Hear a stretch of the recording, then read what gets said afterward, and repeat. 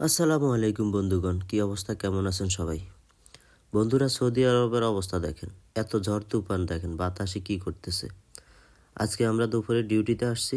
ডিউটিতে এসে দেখি আমাদের এখানে সব কিছু চুরমাচার হয়ে গেছে ঝড়ের কবলে।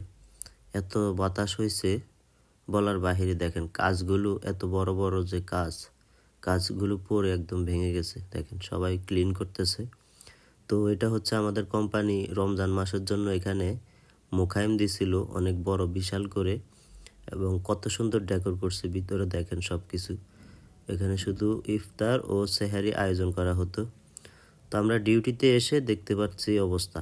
তারপরে সবাই তাড়াহুড়ো করে এগুলো পরিষ্কার করতে লাগলাম, কারণ সময় বেশি নাই। ইফতারের টাইম হয়ে যাচ্ছিল, 4টা বেজে গেছে।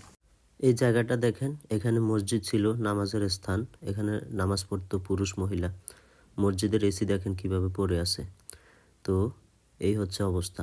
চারপাশে পাহাড়, চতুর্দিকে পাহাড় দেখেন।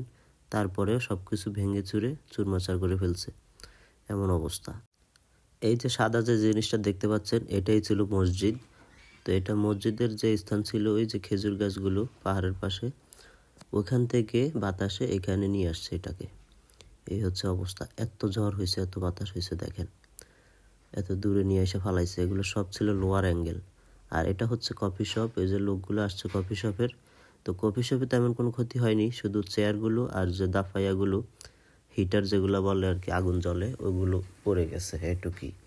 কিন্তু আমাদের মোকায়েমে বেশি ক্ষয়ক্ষতি হয়েছে। মোকায়েমের 2 পাশে গ্লাসগুলো ভেঙে গেছে। এই যে দেখেন গ্লাসগুলো কত বড় বড়, এগুলো পড়ে গেছে একদম। তারপর আমাদের ম্যাডাম আসছে, ম্যাডাম এসে সব কিছু দেখলো, ছবি তুললো। আমরা এর মধ্যে সব কিছু ঠিক করে ফেললাম।